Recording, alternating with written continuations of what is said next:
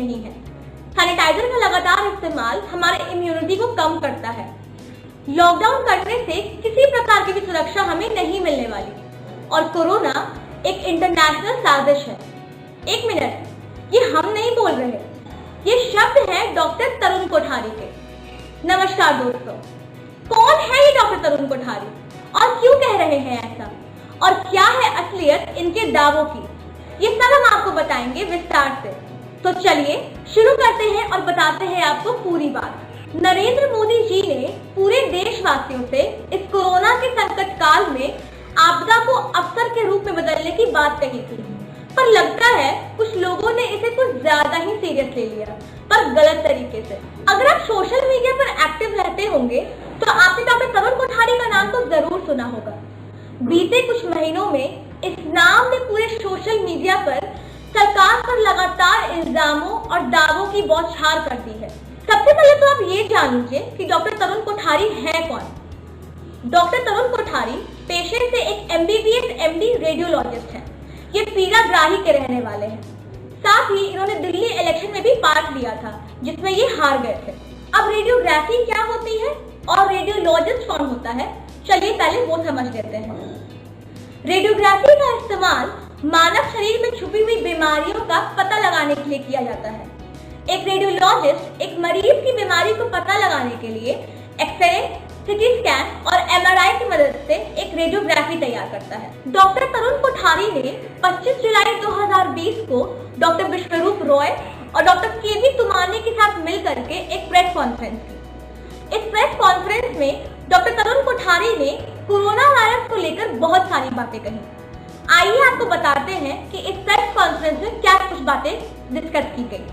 सबसे पहले बात इन्होंने बोली कि कोरोना एक साधारण फ्लू है, ये सिर्फ एक सर्दी और जुकाम है और कुछ भी नहीं है, और इसकी डेथ रेट 0.1% है, यानी कि सिर्फ कोरोना से मरने वालों की संख्या बहुत कम है।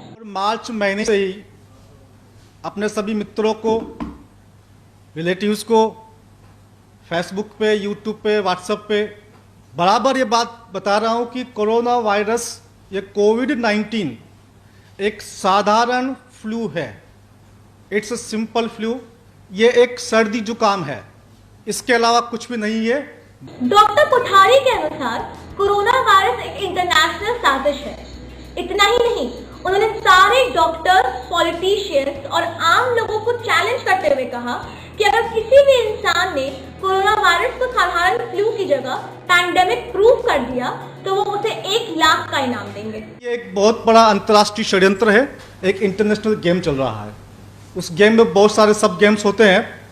मैं आपको उसके बारे बात करूं, उसके पहले मेरे पास ये 2 रिपोर्ट मेरे एक साथी ने भेजी है। एक ही पेशेंट की 2 रिपोर्ट है, एक ही पेशेंट का कोरोना टेस्ट है, एक ही तारीख का है। 18 जुलाई का ये भी है, 18 जुलाई का ये भी है, 2 अलग अलग लैब में कराया है। मैंने कुछ दिन पहले अपने यूट्यूब पे, फेसबुक पे, व्हाट्सएप पे अपने साथियों से कहा था कि कोई कोरोना को महामारी साबित करेगा, मैं डॉक्टर तरुण कोठारी उसको 1 लाख रुपए इनाम दूंगा। मास्क को लेकर भी डॉक्टर कोठारी ने सवाल उठाते हुए कहा कि मास्क की पोर साइज 300 नैनोमीटर से लेकर के 800 नैनोमीटर होती है और कोरोना वायरस 100 नैनोमीटर का होता है। तो कैसे मास्क वायरस को फिल्टर करती है और कैसे हमें सुरक्षा देती है। इसी प्रकार सैनिटाइजर को लेकर के भी उन्होंने कहा कि सैनिटाइजर का लगातार इस्तेमाल करना हमारे इम्यूनिटी को कम करता है, क्योंकि सैनिटाइजर में अल्कोहल की मात्रा ज्यादा होती है। मास्क से क्या होगा? मास्क की जो पोर साइज होती है वो 300 नैनोमीटर से लेकर 800 नैनोमीटर होती है। मास्क में छेद होते हैं जहां से हवा जाती है, लेकिन कोरोना वायरस 100 नैनोमीटर का है, यानी कि कोरोना वायरस से 3 गुना से लेकर के 8 गुना अधिक छेद उस मास्क का छेद है जहां से हवा जा रही है। तो क्या कोरोना वायरस फिल्टर हो जाएगा उससे? दुनिया में ऐसा कोई मास्क नहीं है। जिस N95 की मास्क की बात की जाती है, N95 है क्या? N95 की जो सबसे छोटी पोर साइज है वो 300 की है, सबसे छोटी। उसमें अलग अलग छेद है, कोई 300 नैनोमीटर का है, कोई 400 का, कोई 500 का, कोई 700 का है। सबसे छोटी वाली 300 की, वो भी 95% है। N95 filters 95 about 300 nanometres. हम लोग पहले दिन से बता रहे कि दुनिया में ऐसा कोई मास्क नहीं है जो कोरोना वायरस को फिल्टर कर सके। वही बात हेल्थ मिनिस्टर ने कल बता। दूसरा गेम सैनिटाइजर्स, ये क्या है? ये भी मौतों को बढ़ाने का तरीका है। कैसे बढ़ती मौतें इससे? ये अल्कोहल है, इससे आपकी इम्यूनिटी कम होती है। आपकी इम्यूनिटी कम हो जाएगी तो आपकी मौत बढ़ेगी। आपको कोई और बीमारी है, ऊपर से आप अपनी इम्यूनिटी को कम कर रहे हैं। बढ़ाने के लिए तो बताया विटामिन सी लेना, विटामिन डी लेना, वो तो बात ही नहीं कर रहे हैं। वो क्या कर रही थी? आप सैनिटाइजर लगाओ, अल्कोहल होता है, जो नॉन अल्कोहलिक होते हैं वो भी बीमार करते हैं। बात अभी खत्म भी नहीं हुई थी और डॉक्टर कोठारी ने WHO को आड़े हाथ लेते हुए कहा कि WHO ने कोरोना को लेकर एक बहुत बड़ी साजिश की है। उनका कहना है कि WHO ने कोरोना के इलाज के लिए जो मेडिसिन सजेस्ट किया है, उन सारे मेडिसिन को खाने के बाद सुसाइडल टेंडेंसी, डिप्रेशन और कार्डियक अरेस्ट जैसी प्रॉब्लम्स होने लगती हैं। अभी तक तो जो कुछ भी डॉक्टर कोठारी ने कहा वो सिर्फ एक ट्रेलर था। असल बात तो उन्होंने आगे कही। डॉक्टर कोठारी ने इंडिया के हेल्थ मिनिस्टर डॉक्टर हर्षवर्धन से 10 सवाल पूछे और कहा कि इन 10 सवाल के जवाब वो जनता को दे। तो आइए जानते हैं कि क्या थे वो 10 सवाल। WHO ने एक बहुत बड़ा गेम खेला। सबसे बड़ा षड्यंत्रकारी संस्था इसके अंदर WHO है। WHO ने क्या किया? इसके अंदर एक क्लिनिकल ट्रायल शुरू किया। इसको कहते हैं सॉलिडरिटी क्लिनिकल ट्रायल्स, यानी कि एक्सपेरिमेंटल। उसमें 4 ड्रग्स है। रेमडेसिविर पहली ड्रग्स है, रिटोनाविर दूसरी ड्रग है, तीसरी है हाइड्रोक्सीक्लोरोक्विन और चौथी है इंटरफेरोन बीटा 1A। और ड्रग्स बाद में ऐड करी इन लोगों ने। ये एक से बढ़कर एक खतरनाक ड्रग है। रेमडेसिविर जो कि इबोला की स्टार्ट की थी, लेकिन अमेरिका में जब इबोला के ट्रीटमेंट के लिए रेमडेसिविर को शुरू किया गया था तो बहुत सारे पेशेंट मरने लगे रेमडेसिविर की वजह से। उसको बंद करना पड़ा। यानी कि उस साइड इफेक्ट से पेशेंट मर रहे हैं, ये बात WHO को पता है, उसको बंद करना पड़ा इबोला के ट्रीटमेंट के अंदर। तो यहां क्यों शुरू कर दिया आपने? सिंपल सी बात है, पेशेंट पॉजिटिव आया, दवाई देंगे, 1000 में से एक तो मरेगा, कुछ तो काउंट पड़ेगा डेथ रेट की। ये FDA ने अप्रूवल नहीं किया। FDA जो है अमेरिका का सबसे बड़ा एजेंसी है जो ड्रग को अप्रूवल देता है, उसने अभी तक अप्रूवल नहीं दी इस ड्रग को, लेकिन एक्सपेरिमेंटल के तौर पर उसको यूज कर रहे हैं। डॉक्टर हर्षवर्धन जी देश के चिकित्सा मंत्री है, वो MBBS MS है, मैं भी MBBS MD हूं। मैं उनसे 10 सवाल पूछ रहा हूं आप लोगों के माध्यम से। ये सवाल उन तक पहुंचाइए। इन सवालों का जवाब मुझे मत दे, जनता को दे। कोरोना वायरस की साइज क्या है? पहला सवाल। और मास्क की पोर्ट साइज क्या है? सवाल नंबर 2, कोरोना का R नोट क्या है? R नोट होता है किसी रिप्रोडक्शन रेट, यानी कि कोई बैक्टीरिया, कोई वायरस अगर रिप्रोडक्शन करता है तो उसकी रेट होती है ना। तो कोरोना का R नोट, जो कोविड-19 है, इसका R नोट 2.2 है। और जो TB है उसका R नोट तो 5 से लेकर 20 तक मानते हैं। मिजल्स का R नोट तो 10 के आसपास होता है। तो उस हिसाब से तो ये R नोट के हिसाब से तो कहीं भी ये महामारी की कैटेगरी में नहीं आता। तो कोरोना का R नोट क्या? नंबर 1 कोविड का, नंबर 2 जो पुराना जो कोरोना, जो सिंपल कोरोना से कहता है, उसका भी R नोट ज्यादा है। नंबर 3 सवाल है, सिर्फ कोरोना से होने वाली डेथ रेट कितनी है? अगर साथ में कोई, किसी को डायबिटीज है, किसी को BP है, किसी को हाइपोटेंशन है, किसी को हाइपरटेंशन है, किसी को थायराइड प्रॉब्लम है, उसको निकाल दीजिए। सिर्फ कोरोना से होने वाली डेथ रेट क्या है? नंबर 3। नंबर 4, उस टेस्ट का नाम बताया या वो टेस्ट बताया जो 4 तरह के कोरोना जो अभी समाज में है उनको डिफ्रेंशिएट कर सकता है। एक साधारण कोरोना वायरस जो आप बता रहे हैं, एक SARS corona virus, severe acute respiratory syndrome SARS virus, एक MERS corona, middle east respiratory syndrome, और एक कोविड-19। ऐसा कोई टेस्ट बताया कि 4 में डिफ्रेंशिएट कर सकेगा, ये वाला ये साधारण कोरोना पेशेंट और ये कोविड-19 पेशेंट है। नंबर 5, जो RT-PCR टेस्ट है, इसके लिए कहा जाता है कि ये 2% से लेकर 40% तक गलत रिजल्ट देता है। कहीं कहीं पर ये 80% तक गलत रिजल्ट है। सरकार बताए, हेल्थ मिनिस्टर बताए कि इसका इनएक्यूरेसी रेट कितनी है, कितने केस में ये गलत आता है, कितने में सही आता है। नंबर 6, इस टेस्ट की क्रॉस एक्टिविटी क्या है? आपने एक पेशेंट देखा मलेरिया का, एक देखा टाइफाइड का, एक देखा डेंगू का, वो तीनों पॉजिटिव आए, और मलेरिया भी पॉजिटिव है, कोरोना भी पॉजिटिव है, टाइफाइड पॉजिटिव, कोरोना पॉजिटिव। तो क्या मतलब है? किसको पॉजिटिव मानोगे आप? तो ये टेस्ट क्रॉस रिएक्टिव करता है किसी और के साथ में करता है, नहीं करता है, करता तो किन किन के साथ में करता है और कैसे करता है।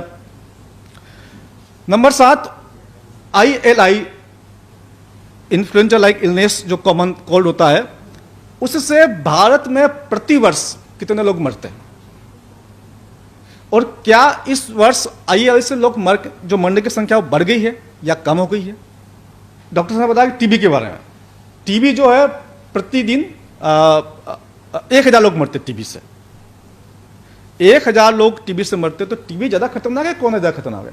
तो क्या आप टीबी के लिए भी लॉकडाउन करोगे? ये मेरा सवाल उनसे है। नवा सवाल है, WHO को एक भ्रष्ट संस्था घोषित किया गया था। PACE parliamentary assembly council of Europe ने इंक्वायरी करी थी स्वाइन फ्लू की 2009 के अंदर। 2009 के अंदर WHO ने स्वाइन फ्लू को पेंडेमिक घोषित किया था। उसकी इंक्वायरी हुई, जांच हुई, यह पाया गया कि WHO के अधिकारी, कर्मचारी और वैज्ञानिक फार्मास्यूटिकल कंपनी के साथ मिले हुए हैं, इसलिए यह पेंडेमिक झूठा है। तो उस झूठी संस्था के ऊपर आप लोग इतना भरोसा क्यों करते हैं? यह मेरा सवाल है। और अंतिम सवाल मेरा यह है कि देश के प्रधानमंत्री जी हम लोगों से राय लेने की बजाय, डॉक्टर से राय लेने की बजाय बिल गेट्स से क्यों राय लेते हैं? बिल गेट्स डॉक्टर नहीं है, कोई साइंटिस्ट भी नहीं है, वो अपना कंप्यूटर एक्सपर्ट होगा, कोई दिक्कत नहीं है। तो बिल गेट्स का इस पूरे मामले के साथ क्या संबंध है? तो अभी जो आपने इनके 10 सवाल सुने, इन सवालों के जवाब देने के लिए अभी तक कोई भी सरकारी अधिकारी सामने नहीं आए हैं। हाँ, पर कुछ दूसरे डॉक्टर्स ने सोशल मीडिया का सहारा लेते हुए इन 10 सवालों के जवाब देने की कोशिश की है। उन डॉक्टर्स का कहना है कि डॉक्टर कोठारी की सारी बातें बेबुनियाद हैं।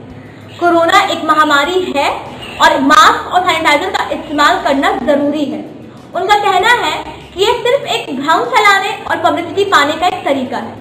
दूसरी तरफ अगर लोगों की बात करें तो भीड़ का एक बड़ा हिस्सा ऐसा भी है जो इनकी बातों पर आंख बंद करके विश्वास कर रहा है, और दूसरी तरफ कुछ लोग ऐसे भी हैं जो इनकी बातों को मूर्खतापूर्ण कह रहे हैं। कुछ लोगों का तो ये भी कहना है कि अगर मास्क की जरूरत नहीं है तो डॉक्टर साहब बिना PPE किट के एक कोरोना मरीज का इलाज सोशल मीडिया पर लाइव करें और प्रमाण दें। बात अभी यहीं पे खत्म नहीं हुई है, अभी बहुत कुछ जानना बाकी है।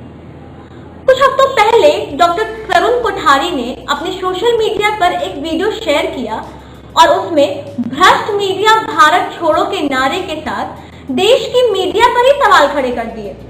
उनके अनुसार इस पूरे कोरोना मामले में देश की मीडिया एक विलन की तरह सामने आई है, जो कि साजिश करती है और शामिल होती है। हमने आपको वीडियो के स्टार्टिंग में ही बताया था कि डॉक्टर तरुण कोठारी पेशे से एक रेडियोलॉजिस्ट है और रेडियोलॉजिस्ट का काम होता है एक्सरे, CT स्कैन और MRI करना, ना कि इलाज करना। तो फिर डॉक्टर तरुण कोठारी कोरोना के इलाज का दावा कैसे कर रहे हैं? दूसरी बात, ऐसे ही तमाम तरह के कई सवाल है जो डॉक्टर कोठारी के दावों को सवालों के घेरे में डालती है। पर इन सबसे ऊपर एक बड़ी बात है कि अगर इनकी बातों में थोड़ी सी भी सच्चाई है तो देश और दुनिया में ये कैसा भयानक खेल चल रहा है, और अगर इनकी बात झूठी है तो सरकार सामने आकर इनके सवालों के जवाब देकर लोगों की गलतफहमियों को क्यों नहीं दूर करती है? ऐसा करना बहुत जरूरी है, क्योंकि आबादी का एक हिस्सा इनके बहकावे में आकर गलत राह पर चल पड़ेगी। अब तो बस यही इंतजार है कि गवर्नमेंट जल्द से जल्द इस पर एक्शन ले और सारी सच्चाई सामने लाए। आज के लिए बस इतना ही, फिर मिलेंगे एक नई वीडियो में एक नई जानकारी के साथ। आपकी इस पर क्या राय है हमें कमेंट करके जरूर बताएं, और अगर आपको हमारा वीडियो पसंद आया हो तो इसे लाइक, शेयर और सब्सक्राइब करें। धन्यवाद।